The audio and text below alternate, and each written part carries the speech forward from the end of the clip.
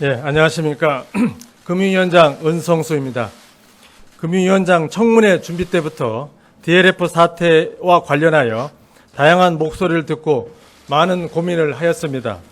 평생 동안 피땀 흘려 모은 돈을 한순간에 잃었거나 혹시 잃지는 않을까 노심초사하시는 투자자분들의 고통에 가슴이 아팠습니다. 내 자산을 안전하게 지켜줄 거라 믿었던 은행에 대한 신뢰가 무너지고 이러한 불신이 금융 불안으로까지 연결되지는 않을까 한시도 마음을 놓을 수 없었습니다. 그리고 현재와 같은 고위험 금융상품의 제조, 판매 관행이 지속된다면 DLF 사태는 언제든지 다른 유사한 모습으로 재발할 수 있다는 지적도 뼈아프게 다가왔습니다. 정부는 근본 DLF 사태의 근본 원인은 무엇인지, 재발 방지를 위해서는 어떠한 제도 개선을 해야 하는지 각계의 의견 수렴을 거쳐 근본적인 개선 방안을 고민하였습니다. 개선 방안 발표에 앞서 피해 구제를 기다리고 계시는 많은 투자자분들이 계시고 있습니다. 근본 DLF 사태 관련 제재 및 분쟁 조정 절차는 철저히 투자자 보호 관점에서 신속하고 엄정하게 진행할 것을 말씀드리고자 합니다. 분쟁 조정의 경우 우선 손실이 확정된 대표적인 사례를 대상으로 12월 중 분쟁조정위원회를 개최할 예정으로 알고 있습니다. 금융위와 금감원 모두 향후 불안전 판매 사례 처리 모범 사례가 될 수 있도록 최선의 노력을 다하겠습니다. 그럼 개선 방안을 말씀드리겠습니다. 우선 근본 DLF 사태는 다양한 원인들이 복합적으로 작용한 결과라고 생각합니다. 우선 공모규제 회피입니다. 유사한 펀드를 1호, 2호, 3호 하는 방식으로 쪼개어 판매하여 공모펀드에 적용되는 투자자 보호장치를 회피한 것입니다. 만약 공모펀드로 상품 설계를 하였다면 손실이 난 DLS 상품에 전액을 투자하는 근본 DLF 같은 상품은 출연하기 어려웠을 것입니다. 또한 투자자가 이해하기 어려운 고위험 상품이 원금 보장에 대한 신뢰가 높은 은행에서 판매되면서 투자자 보호 장치가 제대로 작동하지 못했습니다. 사모펀드 일반 투자가가 대출을 받아 투자하거나 녹취, 숙려제도 적용 범위 등에서 투자자 보호의 취약점이 나타났습니다. 아울러 설계, 제조, 판매 전 과정에서 금융회사들의 내부 통제도 미흡하였습니다. 이러한 문제점들에 대한 대응책을 이번 제도 개선 방안에 담았습니다. 무엇보다도 소비자 보호와 금융 시스템 안정을 최우선 가치로 이번 대책을 검토하였습니다. 그 과정에서 행정 편의적인 규제 양산으로 모험 자본의 순기능이 훼손되지 않도록 균형 잡힌 제도 설계를 위해 노력하였습니다. 이러한 원칙에 따라 대책의 큰 틀은 투자자 보호 장치를 대폭 강화하고 금융회사의 책임성을 제고하는 데 방점을 두고 있습니다. 또한 대책 발표 이후 법령 개정 전까지의 투자자 보호 공백을 메우기 위해 적극적인 감독 행정 계획도 함께 마련하였습니다. 그러면 지금부터 고위험 금융상품 투자자 보호 강화를 위한 종합 개선 방안의 세부 내용을 말씀드리겠습니다.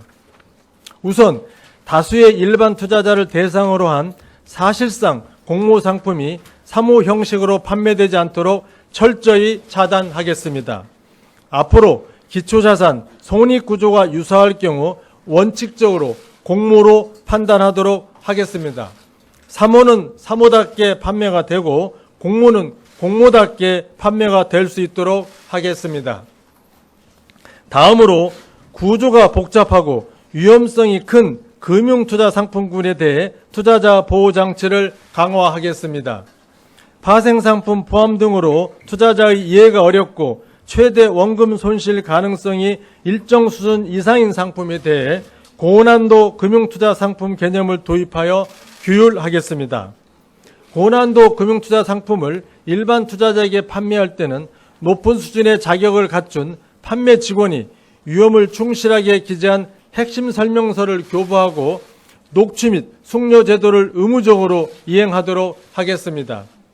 아울러 은행에서는 고난도 사모펀드 및 신탁의 판매를 제한하겠습니다. 증권사와 달리 은행은 예금과 같이 원리금 보장 상품을 주로 취급하는 만큼 투자자를 오인시킬 수 있는 고위험 상품 판매는 자제될 필요가 있습니다. 다만 저금리 환경에서 다양한 금융투자 상품에 대한 금융소비자의 선택권, 접근성을 지나치게 제한하지 않도록 고난도 상품이라도 공모펀드에 대한 은행의 판매는 지속 허용하되 설명 의무 등 투자자 보호를 강화하겠습니다. 다음으로 전문 투자형 사모펀드 일반 투자자 요건을 강화하겠습니다. 근본 DLF 투자자들 중에는 대출을 받거나 전 재산 1억 원을 모두 투자하여 손실을 감당할 능력이 없는데도 투자한 경우도 있었습니다. 이러한 사태의 재발을 방지하고 충분한 위험 감수 능력이 있는 투자자가 자기 책임하에 사모펀드에 투자할 수 있도록 사모펀드 일반 투자자의 최소 투자 금액을 현행 1억 원에서 3억 원으로 상향 조정하겠습니다. 또한 대표적인 투자자 보호장치인 녹취 의무와 숙려제도 적용 범위도 확대하도록 하겠습니다. 앞서 언급한 대로 고난도 금융투자 상품에 투자하는 모든 일반 투자자에게는 녹취, 숙려제도가 적용됩니다. 고령 투자자 등 취약 투자자에게는 투자 상품의 난이도나 유형에 상관없이 모든 금융투자 상품에 대해 녹취, 숙려제도를 의무적으로 적용하고 이분들에 대해서는 숙려 기간 중 명확한 투자 승낙 의사표시가 있어야만 투자가 확정되고 승낙이 없으면 자동 취소되도록 하겠습니다. 또한 고령 투자자는 70세에서 만 65세 이상으로 그 범위를 확대하겠습니다. 다음으로 설명 의무 등 판매 절차를 강화하겠습니다. 아무리 투자자 보호장치가 잘 갖춰져 있더라도 실제 판매 과정에서 절차가 형식적으로 이행된다면 투자자 보호가 제대로 구현될 수 없습니다. 금융회사들이 설명 의무나 투자자 성향 분류 등을 제대로 이행하도록 하고 이에 대한 제재도 강화하겠습니다. 이해하였음 또는 기계적인 원금 손실 이런 문구 규제와 같이 투자자에게 단순히 확인받는 방식으로 설명하는 것이 아니라 투자자와 판매 직원이 모두 상품 구조, 원금 손실 가능성 등 해당 상품에 대해 이해하고 있는 바를 자필 또는 육성으로 직접 진술한 경우에만 제대로 된 설명 의무를 이행한 것으로 보겠습니다. 아울러 투자자 대신 기재하는 행위, 투자자 성향 분류 조작 등 불안전 판매 유도 행위는 불건전 영업 행위로 규정하고 엄정히 제재할 계획입니다. 또한 모든 판매 관련 자료를 10년간 보관하도록 의무화하는 한편 투자자 성향 분류는 1에서 3년의 유효기간을 설정하고 DB화를 통해 자의적인 변동도 방지하겠습니다. 동시에 개인 전문 투자자 보호 장치를 보완하겠습니다. 이번 DLF 사태와는 관련이 없습니다마는 11월 21일부터 도입되는 새로운 개인 전문 투자자 기준은 투자자 보호 강화 방안과 함께 시행하도록 하겠습니다. 전문 투자자 제도가 우회 수단으로 악용되지 않도록 개인 전문 투자자가 고난도 상품에 투자할 경우에도 설명 의무 등 투자자 보호 장치를 강화할 계획입니다. 다음으로 금융회사의 책임성 확보 및 감독 강화입니다. 먼저 금융회사 경영진 책임 명확화 및 내부 통제 규율을 강화하겠습니다. 근본 DLF 사태를 계기로 투자자에게는 대규모 손실 위험을 전가시키면서 금융회사들은 스스로 수익만 얻는 행태에 대해 많은 문제제기가 있었습니다. 금융회사가 소비자 보호 측면을 감안하여 책임 있는 의사결정을 하도록 내부 통제 기준을 마련하고 책임 소재도 분명히 하겠습니다. 먼저 DLF 사태와 같은 소비자 피해 발생 시 금융회사의 CEO, 준법감시인 등 경영진이 책임을 지도록 경영진의 내부 통제 관리 의무를 명확히 하겠습니다. 다음으로 고난도 금융투자상품 영업행위 준칙을 도입하겠습니다. 동준칙은 고난도 금융상품의 제조부터 판매에 이르는 모든 영업 단계별로 금융회사가 준수해야 할 내부 통제 기준입니다. 제조사는 스트레스 테스트를 거쳐 고난도 금융투자 상품에 적합한 목표 시장을 설정하고 판매사에 권고하도록 하겠습니다. 판매사들은 대표이사 확인 및 이사회의 의결을 거쳐 고난도 금융투자 상품 판매 여부를 결정하고 목표 시장에 적합한 판매 전략 및 판매 채널을 구축하도록 할 계획입니다. 또한 OEM 펀드 판매사 책임 및 규제 적용 기준을 강화하겠습니다. 근본 DLF는 상품 설계 과정에서도 판매사인 은행이 적극적인 역할을 한 것으로 보입니다. 이렇게 판매사 중심으로 고위험 상품 설계가 이루어지면 보다 많은 투자자들에게 판매가 용이하게 하고 판매 수수료 이익을 극대화하려는 요인이 높아질 것입니다. 앞으로 OEM 펀드 관련 판매사에 대해서도 제재할 수 있는 근거를 마련하고 OEM 펀드 적용 기준을 최대한 폭넓게 해석 적용하여 엄격하게 규율하겠습니다. 현재 국회에 계류 중인 금융소비자보호법 제정안에는 불안전 판매에 대한 제재를 강화하고 입증 책임 전환, 청약 철회권, 판매 제한 명령권 등 불안전 판매를 예방할 수 있는 다양한 제도들이 담겨 있습니다. 금융소비자보호법이 조속히 통과될 수 있도록 적극 노력하겠습니다. 아울러 근본 DLF 사태에 대한 금융당국의 감독상 미흡점에 대해서도 겸허히 수용하며 고위험 상품 투자자 리스크 점검회를 정례화하고 금융투자상품 판매에 대한 상시 감시와 현장 점검도 강화해 나가겠습니다. 이상의 제도 개선 방안들은 상당수 법령의 재개정이 필요한 사안들입니다. 내년도 1사분기를 목표로 제도 개선을 추진할 예정이지만 그 이전이라도 우선 감독 행정을 적극 실시하여 투자자 보호를 위한 제도 개선 취지가 현장에서 신속하게 실현될 수 있도록 하겠습니다. 공모규제 회피 차단을 위한 동일증권 판단 기준 또한 구체화하여 우선 적용토록 하겠습니다. 은행의 고위험 상품 판매와 관련하여서는 경영 실태 평가 시 KPI 적정성을 점검하는 등 은행들이 엄격한 내부 통제 기준을 우선 도입하도록 유도하겠습니다. 지금까지 대책의 세부 내용에 대해 말씀드렸습니다. 단순히 DLF 사태라는 현안 대응을 넘어서서 근본적으로 소비자 보호를 위한 제도적 기반을 마련한 것이 이번 대책의 최종 목적입니다. 정부는 이번 대책 이후에도 소비자 보호와 금융 시스템 안정을 금융 정책의 핵심 기조로 삼아 흔들림 없이 추진해 나갈 계획임을 말씀드립니다. 감사합니다.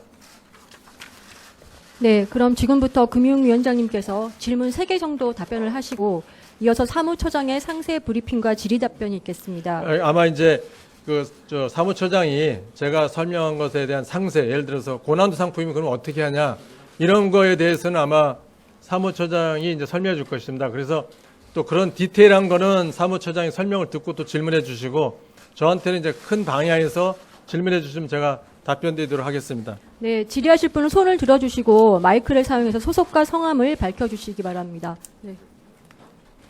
네, 한국경제TV 장슬기입니다.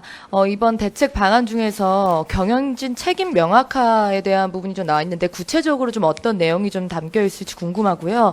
그 내용 중에 뭐 우리나 하나은행 같은 이번 두 주요 은행에 대한 경영진 제재 가능성까지 같이 열어두고 검토가 되는 건지 궁금합니다. 경영진 책임의 명확화 부분은 일단 이제 제재하고 앞으로 제도 측면이 있는데 제재 측면은 지금 금감원에서 지금 이제 조사를 하고 금감원에서 이제 그 제재에 대한 걸 할 것입니다. 그래서 우선 아까 말씀드린 대로 피해자 구제에 대해서 관심이 많으실 것 같아서 피해자 구제는 이제 제가 금감원 상의했더니 12월 중에는 할 수 있다 해서 12월을 일단 먼저 말씀을 드린 거고요. 그 다음에 이제 제재 부분은 이제 금감원에서 하고 있기 때문에 제가 구체적으로 거기는 들은 바는 없습니다. 다만 금감원이나 금융이나 일관되게 말씀하신 게 정확하게 평가를 하고 검사를 해서 거기에 상응하는 책임질 일이 있으면은 그거는 GEO와 관계없이 책임지도록 하겠다라고 했기 때문에 그건 아직 유효한 거로 생각하고요. 그 다음에 이제 경영진 책임 명확화하는 부분은 그러면 이제 앞으로 이런 사태가 났을 때 그게 이제 판매하는 창구 직원의 책임이냐 아니면은 이제 경영진의 책임이냐는 부분이 이제 논란이 될 수 있는데 제가 이제 이번에 명확하게 하는 거고 또 저희가 국회에 제출한 법에도 이제 소비자 보호에 관한 최종 책임은 CEO가 책임지는 거로 그런 법을 제출한 것이기 때문에 같은 면에서 아까 말씀드린 대로 CEO가 최종 책임을 지는 소비자 보호에 관한 그런 부분을 이제 앞으로 법 개정에서 넣겠다 그런 말씀을 드리고 제재는 또 제재대로 따로 이제 금감원에서 검토하고 있는 것을 알고 있습니다. 네, 다음 질문. 네, 박현 기자. 네. 마이크.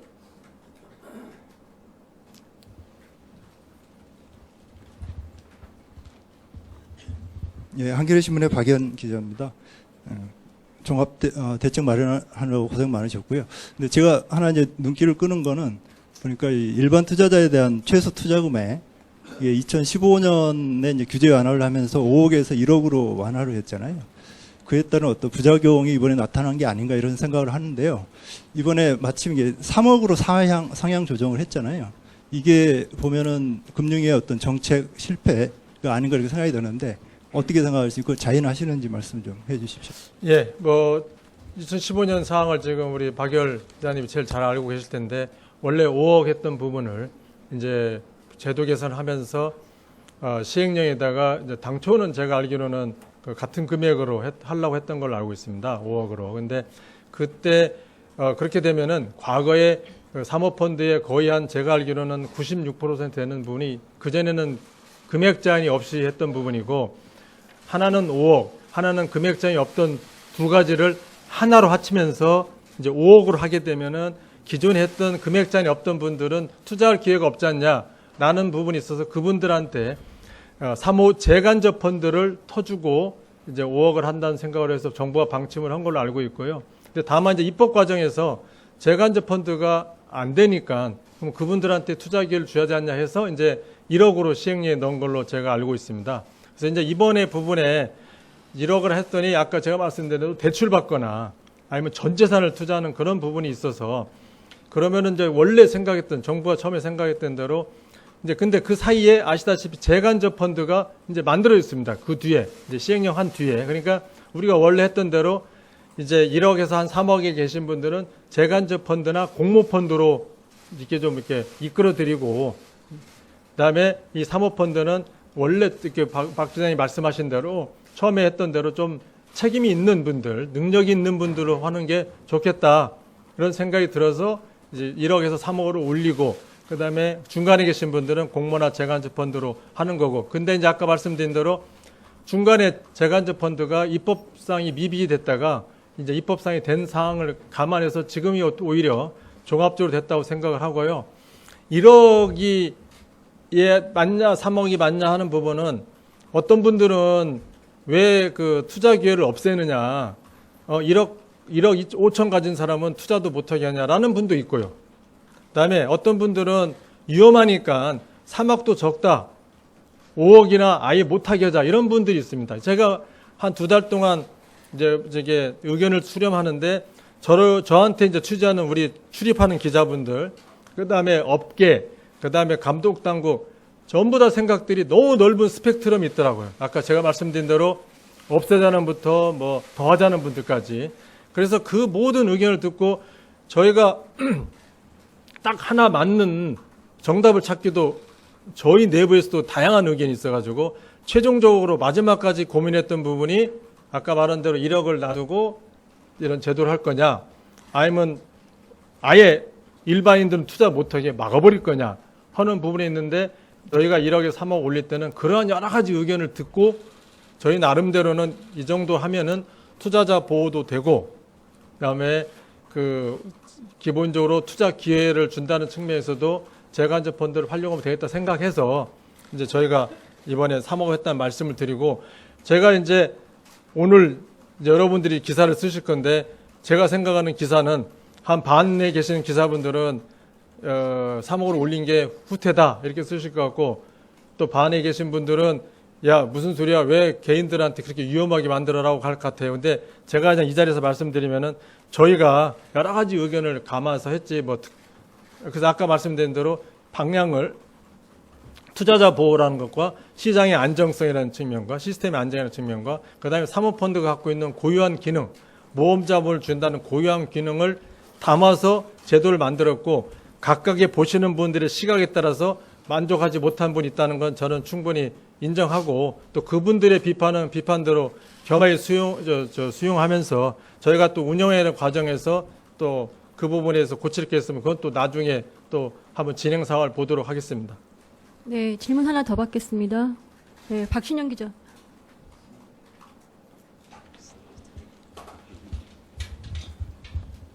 예, 저 한국경제 박신영 기자인데요.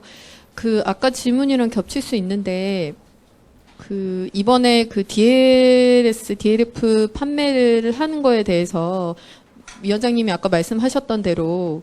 어디 계십니까? 여기. 예. 죄송합니다. 예. 예, 하셨던 대로, 밑에 판매한 사람들의 잘못이라는 시각도 있고, 이게 아니다. CEO나 경영진에서 수수료 수익에 대한 압박감 이런 게 이제 거기서 나타난 거다 이런 게 있거든요. 그런 상황에서 이제 경영진들은, 특히 이제 그쪽 CEO들은 이게 밑에 뭐 부행장이나 부장 혹은 실무진들의 정결 사항이어서 사실은 몰랐다 이런 의견을 내고 있는 것으로 알려져 있는데, 여기에 대한 장관님의 생각은 어떠신지, 그들의 책임에 대한 생각은 어떠신지 궁금합니다.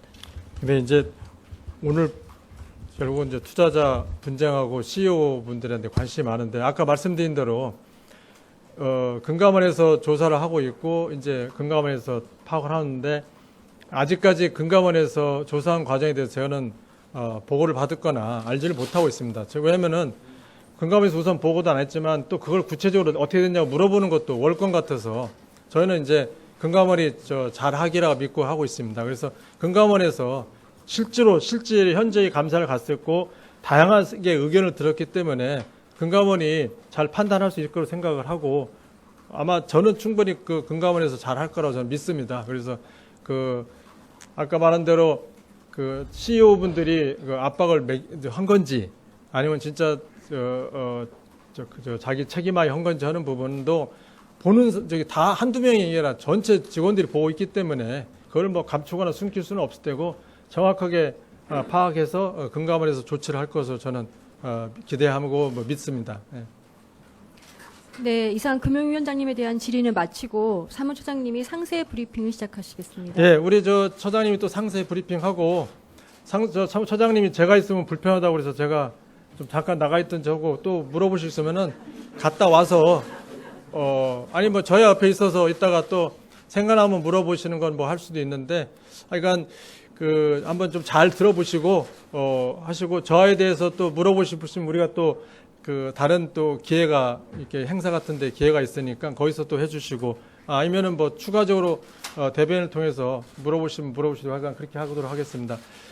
아까 우리 박 기자님이 말씀하신 대로 제가 제일 마지막까지 고민했던 부분이 1억이냐 3억이냐 하는 거하고 은행에 대한 판매 금지 이게 제일 마지막까지 많은 의견을 내신 부분이 그 부분이고 고정했던 부분입니다. 그러니까 은행에서 아예 판매를 하지 말자라는 의견도 있고 은행에서 판매를 허용하자. 왜 그러냐면은 이제 이런 분도 있죠. 지방에 있는 2억 5천 가지고 지방에서 거주한 사람은 뭐 은행도 이제 은행이 있어서 은행을 갔는데 다른 점포가 없는데 은행을 가지 못하면 이 사람은 어디 가서 투자하자 이런 이제 목소리도 있으니까 그래서 그런 부분에서 저희가 마지막까지 고민했다는 말씀을 드리고 저희가 말한 것이 정답이다. 내가 제일 잘 알고 있다. 내 것이 맞다라고는 저희도 감히 말씀드릴 수 없지만 여러분들한테 말씀드리는데 하지만 그런 모든 것을 고민하면서 나름대로 나왔다는 것을 좀 헤아려 주시고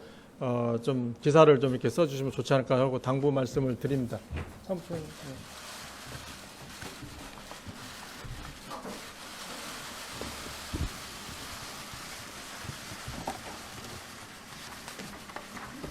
금융위원회 사무처장입니다. 저는 여기 별점 참고 자료 두꺼운 걸 가지고 설명을 드리도록 하겠습니다. 그럼 1페이지는 넘어가도록 하겠습니다. 2페이지는 DLS 발행 현황은 일반적인 현황입니다. 아시겠지만 이 DLS 발행 잔액은 40.4조이고 그 그 밑에 보시면 전체 파생결합증권은 116.5조입니다. 아래쪽에 보시면 사모가 34.7조 원이고 원금 비보장 사모는 15.4조 원입니다. 이 중에 자산운용사에서 판매된 4.3조 원 중에 DLF 형태로 은행 및 증권사에서 판매된 것들이 이번에 문제를 야기한 펀드입니다. 3페이지 보시면 이번 사태의 문제점을 금감원 검사 결과 나타난 결과를 토대로 해서 저희들이 정리를 했습니다. 상품 소개 협의 과정에서의 문제점, 상품 구조 확정, 운용사 지정, 펀드 제한, 펀드 판매, 그 다음에 DLS 발행 및 펀드 편집입니다. 아래쪽에 보시면 원칙적으로 자산 운용사가 중심이 되어서 펀드 설정 협의가 이루어져야 하는데 이번 DLF의 경우에는 은행 및 증권사 중심으로 펀드 상품이 개발된 것으로 지적되고 있습니다. 4페이지 원인과 문제점은 앞서 위원장께서 말씀하셨지만은 공모규제를 회피해서 투자자 보호 장치가 적용되지 않은 것입니다. 유사한 구조를 가진 해외금리 DLS를 3호로 쪼개어 발행하고 이것을 각각 사모펀드에 편입해서 판매되었기 때문에 실질적으로 공모를 통해서 판매되어야 될 상품이 사모를 통해서 판매되었습니다. 그래서 공모펀드로 판매되었으면 여러 가지 설정이나 판매나 운용이나 정보 제공의 면에 있어서 사모펀드와 달리 좀 더 강한 투자자 보호 규제가 적용이 됩니다. 판매 부분을 보시면 일반 투자자 판매 시에 적합성, 적정성의 원칙이 적용이 되고 운용에 있어서는 펀드 자산 총액의 30% 이상을 동일증권 파생 상품을 편입하지 못하도록 그렇게 되어 있고 투자자에게 투자 설명서를 교부하게 하고 파생 상품 운용에 관한 경우 관련 위험 지표를 공시하도록 되어 있습니다. 그래서 이 공모규제 회피를 통한 사모펀드 판매가 하나의 큰 원인이 된다고 저희는 판단하고 있습니다. 5페이지를 보시면 보다 자세한 공모펀드와 사모펀드 간의 규제의 차이를 보여주고 있습니다. 6페이지는 저희들이 생략하도록 하겠습니다. 대체적으로 잘 아시는 내용이기 때문입니다. 7페이지 보시면 발행, 운용, 판매, 금융회사의 내부 통제 체계에 미흡한 부분입니다. 여기 보시면 판매 의사결정에 있어서 고위험 판매 결정 관련해서 책임 소재가 불분명하다. 상품위원회의 심의를 생략하거나 형식적으로 실시하였다. KPI 성과 구조 같은 걸 보시면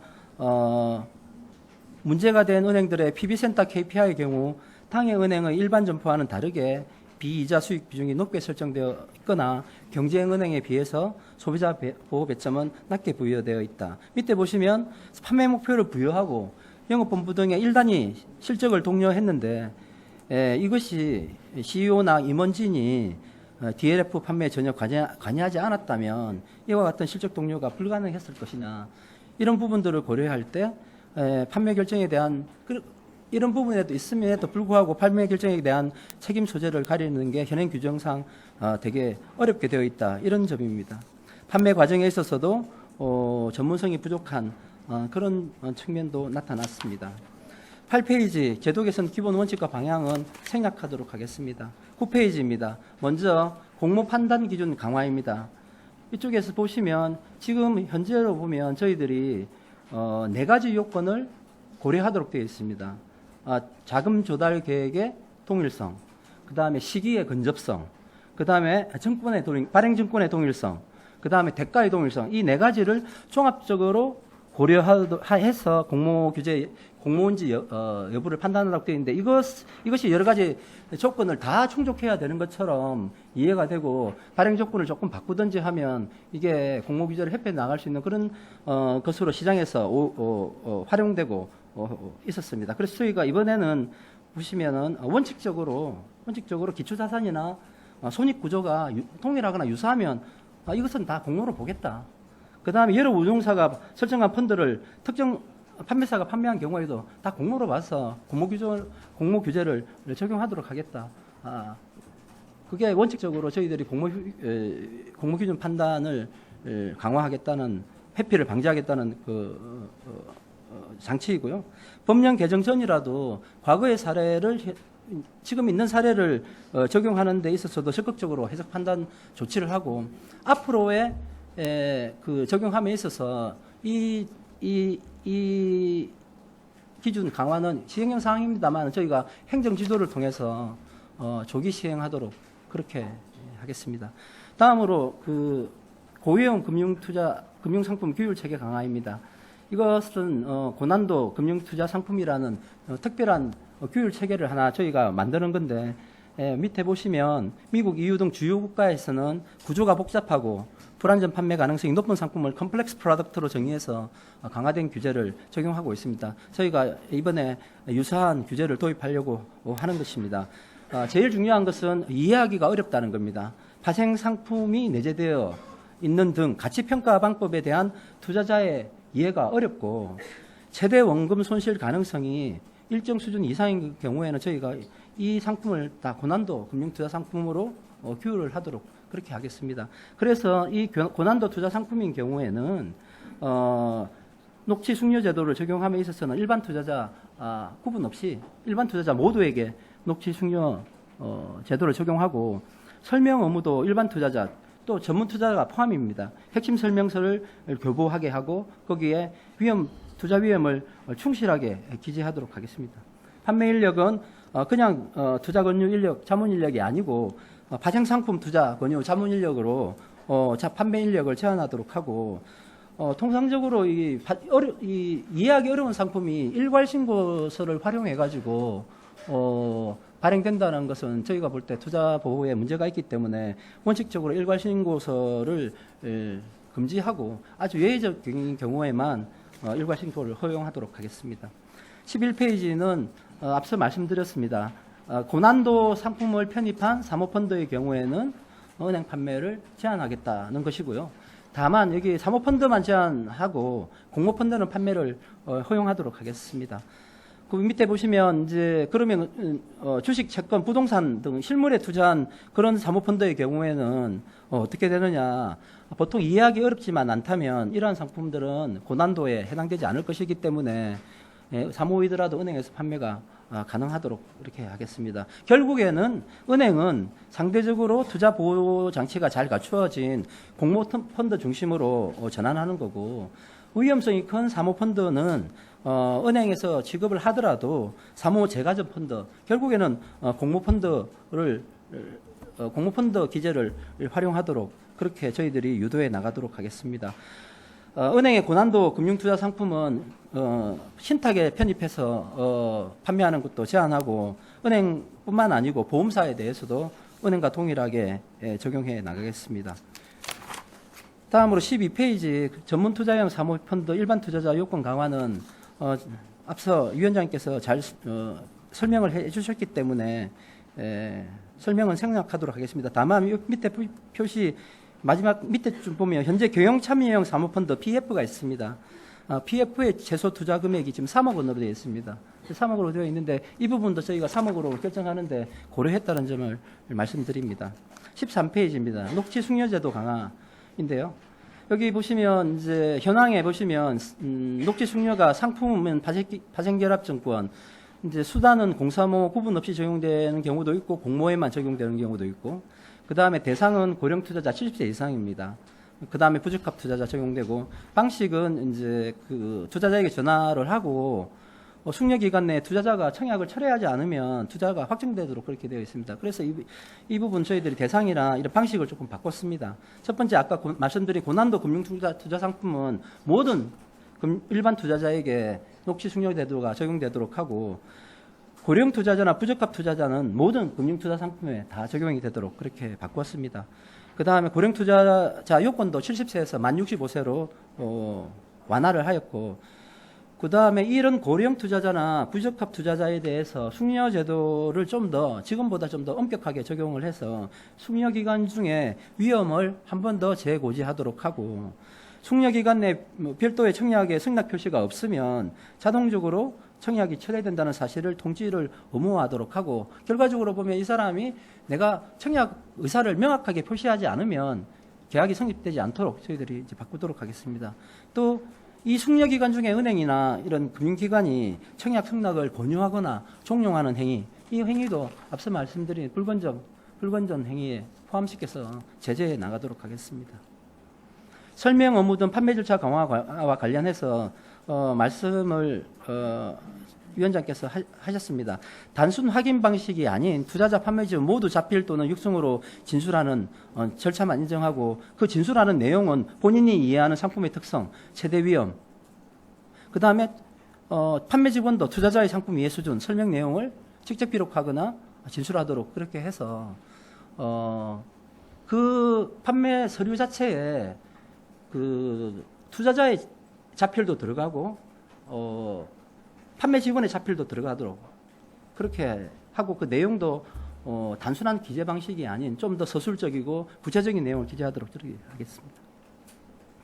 이러한 그 녹취 자료를 포함한 판매 관련 자료는 10년간 보관하고 투자자가 요청할 경우에는 즉시 응하도록 하겠습니다. 투자자 성향 분류와 관련해서는 유효기간을 설정하도록 하고 DB를 구축하도록 하고 그 다음에 부적합 투자 대상자와 관련해서는 판매 실적을 협회에 자율 공시토록 하고 이런 부적합 투자자에 대한 판매 실적이 높은 회사는 집중적으로 점검 관리해 나가겠습니다. 대신 기재하는 행위, 성향분류 조작 행위 등 불안전 판매 유도 행위는 불건전 영업 행위로 엄정히 제재해 나가겠습니다.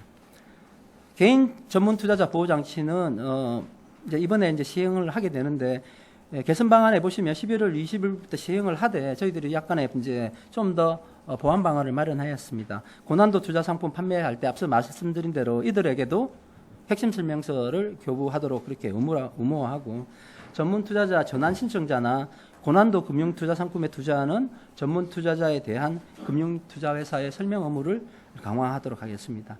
개인 전문 투자자 DB도 정보도 DB화하고 재신성을 확보하도록 그렇게 하겠습니다. 16페이지입니다. 경영진의 책임 명확화와 내부 통제 관료 감독 강화 부분입니다. 저희가 영업행위 준칙을 이제 만드는데 고난도 금융투자 상품 영업행위 준칙을 이제 앞으로 만들 것이고 여기에 의사결정 책임을 명시하도록 그렇게 하면 나중에 불안전 판매와 관련해서 여러 가지 인과관계라든지 그런 것이 밝혀질 거기 때문에 사후 제재가 좀 더 명확해지는 이점이 있습니다. 그리고 이 내부 통제나 위험 관리 기준에 대한 그 관리 감독 소홀로 소비자 피해가 발생한 경우에는 경영진의 제재가 가능하도록 법규화하도록 합니다. 이것은 금융회사 지배구조법 개정안에 반영이 되어 있습니다. 아래 내용을 참조해 주시기 바랍니다. 앞서 말씀드렸듯이 고난도 금융투자 상품 영업행위 준칙을 마련하도록 그렇게 하겠습니다. 지금 현재 있는 지배구조법에 새로운 금융상품을 개발하거나 판매하는 과정에서 금융투자자 보호를 위해 준수해야 할 여러 가지 업무 절차를 내부 통제에 포함하도록 규정하고 있습니다. 그리고 그 관련 협회에서 표준적인 내부 통제 기준을 마련하여 권고할 수 있도록 그렇게 되어 있습니다. 그래서 이번에 저희가 영업행위 준칙을 마련을 하게 되고 그 영업행위 준칙 속에 그 판매사 부분에 보시면 고난도 금융투자 상품의 판매 여부는 대표이사 확인을 거쳐서 이사회 의결을 통해 결정하도록 하고 여러 가지 이제 제조사나 판매사가 이 상품을 설계하고 판매하는 과정에서 지켜야 할 사항을 이렇게 기준을 정하게 되면 추후에 여러 가지 문제가 생겼을 때 이 기준을 적합성 여부를 따져서 관련되는 임직원을 제재할 수 있도록 그렇게 하겠습니다. 18페이지는 OEM 펀드 판매사 책임 및 규제 적용 강화입니다. 거기 보시면 자산운용사가 판매사로부터 명령 지시 요청을 받아 집합투자재산을 운용하는 행위는 규제되어 있습니다만은 이 조항에 제재 대상은 운용사만 되어 있고 판매사가 되어 있지 않습니다. 그래서 판매사에 대한 제재 근거를 마련하고 현행 OEM 펀드 적용 기준도 저희가 최대한 폭넓게 해석해서 엄격하게 규율을 하도록 하겠습니다. 적용 기준 강화와 관련해서는 단순 협의를 제한 모든 행위를 명령 지시 요청으로 간주하고 펀드 설정, 운용, 청산 등 전 과정이 집합투자재산 운용 행위에 포함되는 것으로 판단해서 판매사를 규율을 해 나가도록 하겠습니다. 불안전 판매 관련 이제 제재 문제는 이미 저희가 금융소비자보호법에 여러 가지 원칙들이 들어가 있습니다. 그 입증 책임 전환이라든지 청약 철회권이라든지 그다음에 판매 금지 명령권 등이 들어가 있기 때문에 저희들이 금융소비자보호법 제정을 위해서 노력해 나가도록 하겠습니다. 금융당국의 감시 감독 강화와 관련해서는 금융위 금감원 합동 리스크 점검회의를 정례화하고 금융투자 판매에 대한 상시 감시 및 현장 점검을 강화하도록 하겠습니다. 모니터링 보시면 정기적으로 판매 영업 보고서를 받고 미스터리 쇼핑 등을 통해서도 감독을 강화해 나도록 하겠습니다. 20페이지는 법령 개정이 필요한 사항들이 있습니다. 근데 이제 그 중에서 이제 행정 지도로 할 수 있는 부분은 법령 개정 이전이라도 저희들이 행정 지도를 해서 우선 시행해 나가도록 하겠습니다. 아까 말씀드린 공모 판단 기준을 구체화한다는 거라든지 일괄 신고 허용 기준을 구체화하는 그런 문제는 행정 지도를 시행하도록 하겠습니다. 은행의 고위험 판매 관련 감독도 저희들이 이제 은행 준법 감신을 통해서 내부 통제를 철저히 지도하는 그런 문제라든지 그 다음에 이번에 문제가 된 이계은행에서 자체적으로 투자자 보호 방안을 도입하는데 이런 그 보호 방안을 다행 은행으로 확산하는 그런데도 저희들이 유도를 해 나가고 수시 점검도 해 나가도록 하겠습니다. 꼭 고난도만 아니고 상품이 아니더라도 먼건 비보장 상품에 대해서는 은행으로 하여금 지점이나 직원, 고객 제한 등 그 자체 지침을 마련해서 별도로 운영하도록 하고 KPI에 관해서는 경영 실태 평가 시에 적정성을 점검하도록 그렇게 해 나가겠습니다. 21페이지입니다. 향후 추진 계획을 말씀드리면 이번 종합 방안은 약 2주간 의견을 수렴해서 최종 방안을 확정하도록 그렇게 하겠습니다. 이와 또 이번 방안과는 별도로 이제 라임 문제가 있습니다. 라임 판매 연기와 관련돼서 지금 이제 사모펀드 실태 점검을 하고 있습니다. 그래서 이런 부분의 점검 결과에 따라서 사모펀드의 그 제도 개선 보완 방안은 별도로 추후 더 검토해서 발표를 하도록 그렇게 하겠습니다. 이상으로 상세 설명을 드렸습니다. 네, 저 질문하실 기자분들. 네.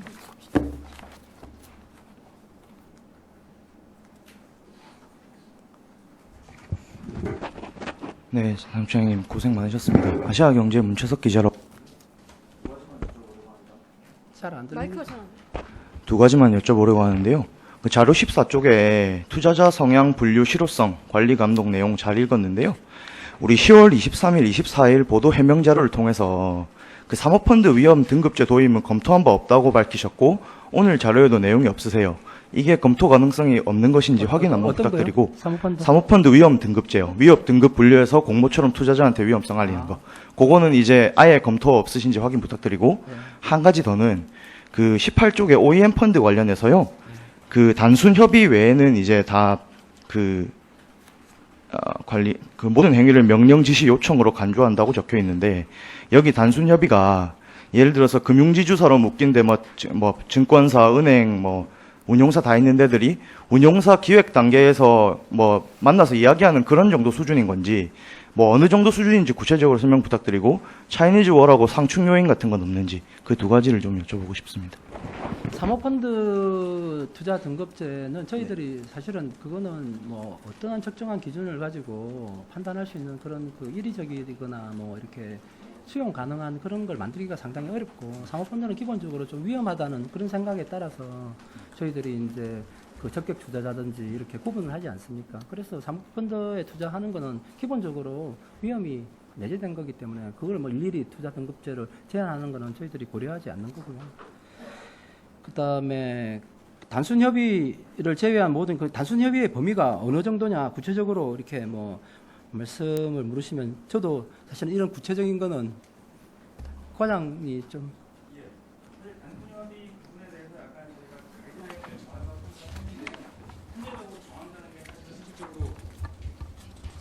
어렵습니다. 그래서 그 부분에 대해서 저희가 만약에 가이드라인을 정한다 그러면은 또 그거에 맞춰서 행위가 일어나고 그거에 따라 파당하지 못하는 게 나오기 때문에 그거는 저희가 포괄적으로 상식적으로 생각했을 때 이게 단순 협의인지 아니면 단순한 요청에 의한 약간 강제력이 있는 건지에 대해서 케이스 바이 케이스로 파악하는 게 맞다고 생각하고요. 기본적인 원칙이 기본적인 원칙이 단순 협의를 제외한 약간 명령시 요청 등 행위가 있다고 판단이 되면 저희가 좀 광범위하게 보겠다는 그런 얘기를 한 겁니다. 그렇게 이해하시면 될 것 같습니다. 사실은 이제 아시겠지만 우리가 기본적인 원칙이 펀드는 운용사가 이니셔티브를 지고 해야 되는 건데 그래서 이제 바깥에서 이제 판매사가 이렇게 해왔는데 그럼 판매사가 지금 하고 있는 거를 당연히 봐가지고 그럼 그것이 어느 정도의 운용사 이게 여기에 해당되냐 안 되냐 되냐 안 되냐 되냐 안 되냐를 판단한다는 그 자체가 저희가 볼 때는 정도로 기본에 맞게 하면은 걸릴 게 없습니다 사실은. 그러니까 이제 저희가 볼 때는 오해가 없게 그러니까 판매사가 오해가 없게 운용사하고 협의를 해야지. 조금이라도 아까 우리 과장이 말했듯이 뭐 이렇게 지시나 아니면 뭐 명령이나 뭐 그런 정도에 있으면 그건 다 그냥 저희들이 제재 대상으로 하겠다 그런 뜻입니다. 네, 또 질문 받겠습니다. 저 아이뉴스 24 서상혁 기자입니다. 오늘 개선방은 보면은 은행에서의 고난도 금융상품 판매를 제한한다고 하셨는데 그렇다면 부동산이나 인프라 같은 대책 투자 펀드도 그런 상품에 들어가는지 또 라임 자산 운용이 투자한 메자닌 펀드 같은 상품도 은행에서 판매가 제한되는 고난도 상품에 해당하는지 궁금합니다. 이제 그게 고난도라는 게 이제 이 상품의 구조가 복잡해가지고 뭐 이런 거 수익이 어떻게 나는지 내가 돈을 얼마나 받을지에 대해 가지고 그게 쉽게 이렇게 알 수 없는 상품에 대해 가지고 저희들이 정하는 거고 그것이 있어야 그다음 위험이 얼마냐가 정해지는 거니까 제가 생각할 때는 그냥 뭐 주식이다. 이거는 뭐 이렇게 이제 100% 위험이 있을 수도 있고 뭐 40% 위험도 있지만 저희는 고난도로 보지 않는 거고 일반적으로 지금 말씀하시는 부분은 고난도로 볼 확률이 적습니다. 왜냐하면 뭐 개발을 해가지고 개발이 될 건지 안 될 건지를 가지고 그 수익이 나고 뭐 손실이 나고 하는 부분 그거는 이해하기 어려운 그런 건 아니고 설명을 잘 들으면 충분히 알 수 있는 부분이기 때문에 저희가 뭐 주로 이제 고난도를 염두에 두고 있는 거는 뭐 지수를 연계한다든지 뭐 옵션이 들어간다든지 그래서 그것을 들어갔음에도 불구하고 쉽게 이렇게 이제 손익 구조가 알면은 뭐 이익이 많이 나면 지수가 올라가면 이익이 많이 나고 지수가 떨어지면 뭐 손실이 많이 나든 이익이 많이 나든 이렇게 뭐 단순하게 이렇게 체계적으로 가격이 결정되면 모르겠지만 어느 레인지를 둔다든지 또 어디에 무슨 일정한 또 기간을 두고 뭐 이렇게 그 레인지 안에 들어오면 안 되고 안 오면 안 되고 또 밑에 이제 나갔을 때 손실이 뭐 얼마큼 터지는지 뭐 이런 것들이 보통의 사람들이 알기에 어려운 그런 상품일 확률이 높기 때문에 그건 저희들이 고난도로 다 일주로 다 규제해버리겠다는 것입니다. 그래서 저희들이 이제 예를 들면 그러면 이거는 정부가 어떻게 시행을 할 거냐 공모 여부에 대한 판단, 고난도의 여부에 대한 판단은 회사가 하는 겁니다. 회사가 해서 공모에 해당할 것 같으면 공모 절차를 따르면 되는 건데 저희가 고난도일지 아닐지 모르겠다. 그러면 저희가 판단해 드리겠습니다. 저희가 위원회를 만들어서 그 위원회는 소비자로만 구성할 것입니다. 소비자가 그래서 그분들이 와가지고 여기서 판매 행위를 지원하는 겁니다. 그래서 그분들이 봐서 이해하기 어렵다. 고난도입니다. 그래서 이게 여기 뭐 전문가가 앉고 이런 게 아니고 저희들이 그 판정위원회를 소비자로 구성을 해서 그 당의 회사가 와서 이 상품의 구조라든지 그 다음에 기초자산이라든지 이런 걸 설명을 하고 그 분들이 일선에 창구에 앉아가지고 그 상품을 살 때 듣듯이 들어보지 않겠습니까? 그러면 컨센서스가 이건 어렵다, 고난도다. 그러면 고난도입니다. 저는 그렇게 운영하려고 그렇게 생각하고 있습니다. 네, 추가 질문 받겠습니다. 저 뒤에 예. 마이크 좀 주세요, 좀.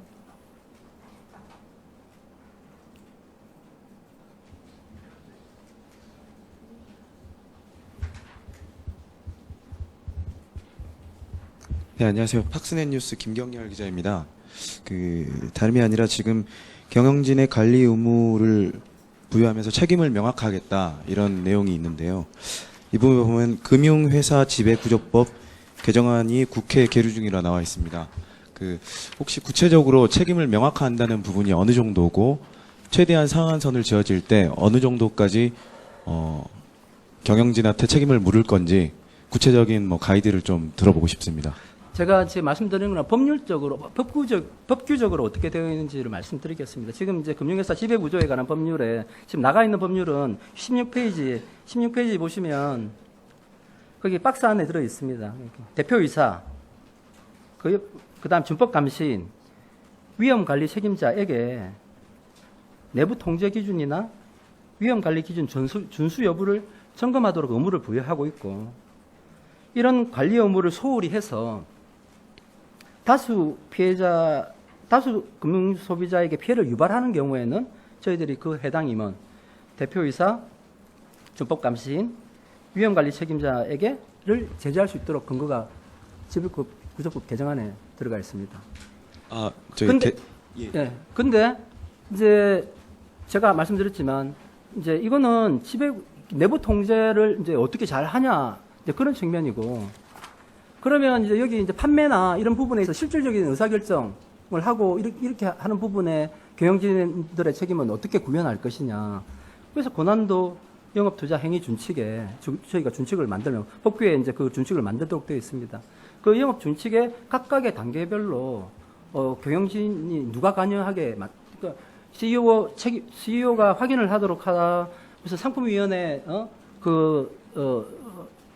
심의를 받도록 해라. 이사 의결을 거치도록 해라라고 하면 그게 내부 통제 기준에 들어 있는 거고, 그걸 잘 이행하지 못한 사람들이 대표이사면 대표이사가 제재를 받게 되고, 거기 있는 상품 판매한 임원이 거기 절차를 안 지켰으면 상품 판매한 임원도 제재를 받게 되는 것입니다. 이것은 이 법이 통과되지 않더라도, 지배구조법이 통과되지 않더라도 저희가 이게 영업행위 준칙을 만들면 앞으로는 지배구조 통과법의 내부 통제 기준 관리 의무와는 다르게 여기 있는 이제 내부 통제 기준을 직접적으로 위반한 걸로 해가지고 경영진들이 나중에 제재를 받을 수 있게 그렇게 저희들이 되는 것입니다. 다시 말해 하나만 추가적으로 여쭙겠는데요. 지금 말씀하신 게 이제 책임 명확화의 문제인데, 예를 들어서 CEO가 그런 PB선에서 해결을 했다, 내지는 우리는 판매에 관여하지 않았다, 이번에는 그런 법률을 우회해서 편법적으로 이런 책임 명확화에 좀 이탈하는 상황이 발생할 수 있는데요.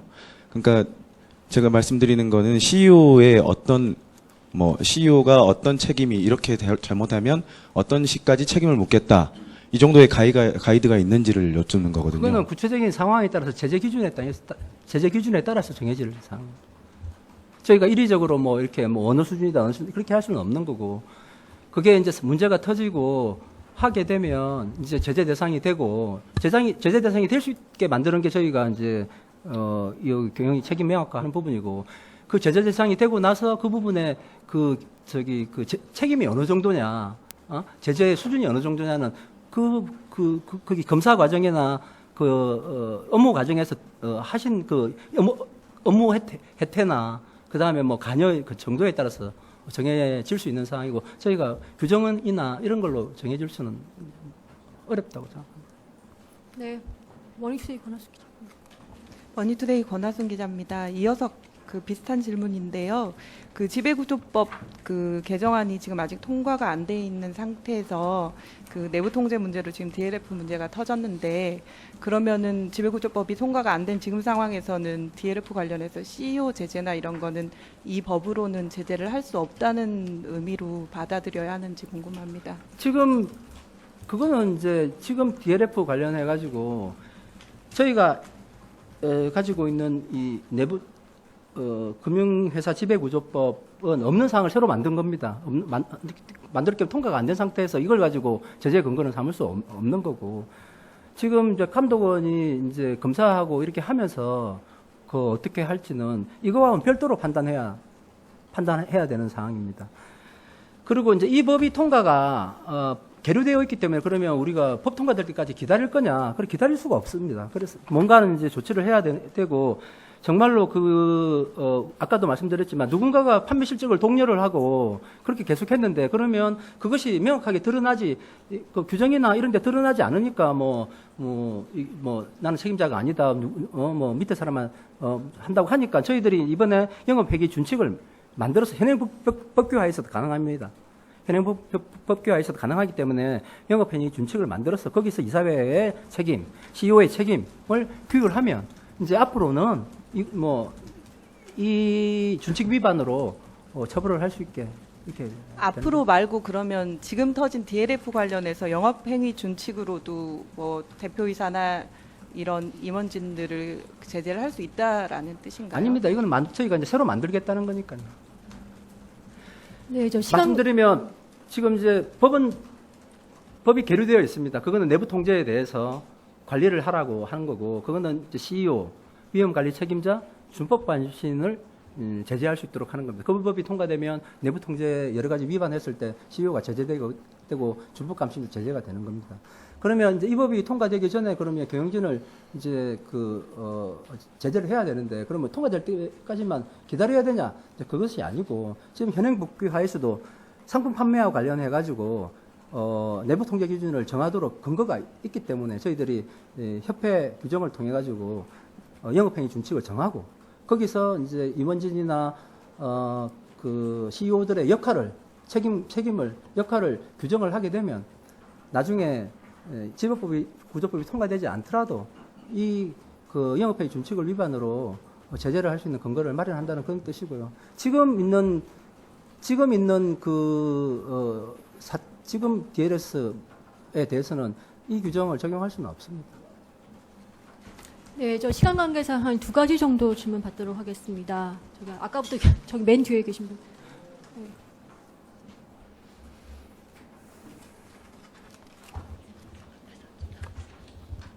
네, 뉴데일리 차진영 기자라고 하는데요. 저는 뭐 간단한 질문입니다.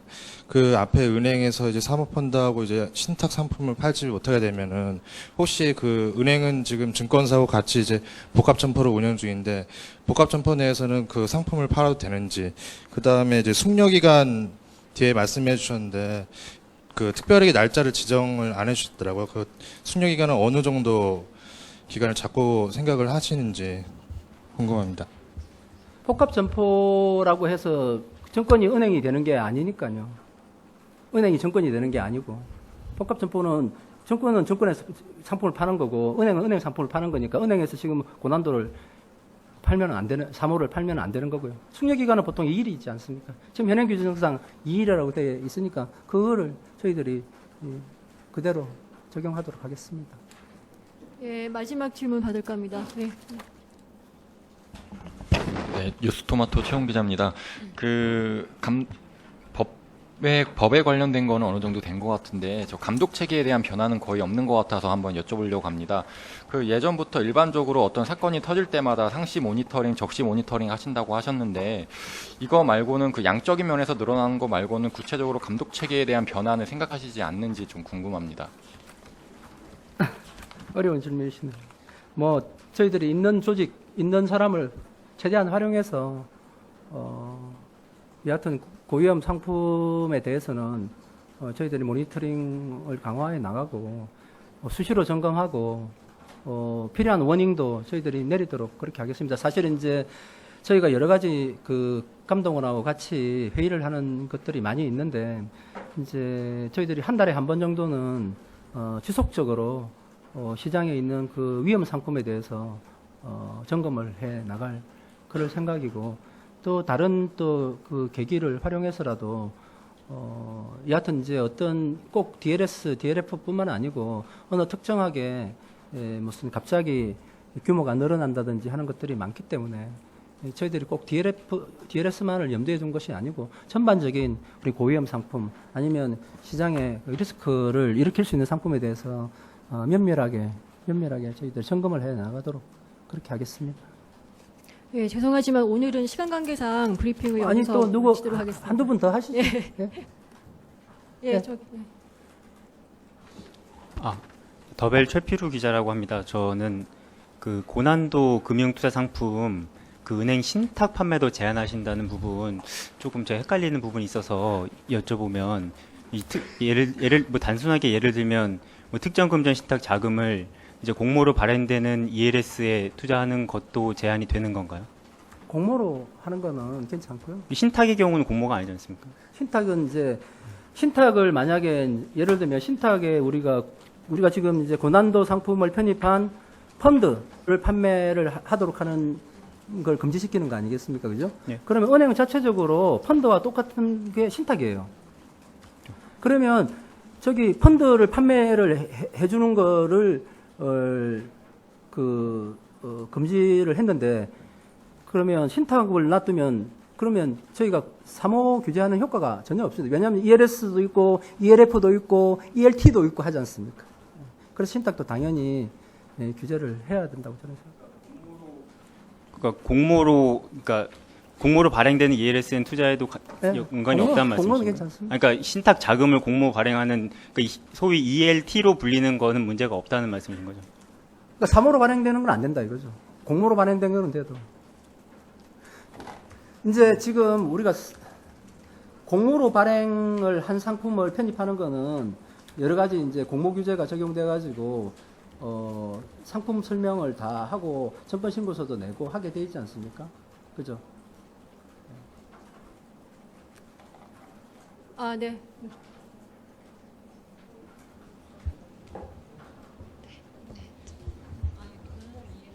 예, 저 EBN 신주식기자라고 하는데요. 그 DLF 때문에 피해자분들을 여러 차례 만나봤는데 이게 사실은 제도나 시스템이 이것저것 갖춰져 있지만 이걸 고의적이고 좀 적극적으로 이걸 또 외면하고 회피하고 해서 지금 사태가 벌어졌다라고 보는 시각이 큰데, 그러니까 여기 지금 소비자보호법에도 뭐 수익의 최대 50%까지 뭐 징벌적 배상 이런 조항이 있긴 한데 이건 해당 상품에 대한 수익의 50% 최대 50%까지라고 하는 것 같고요.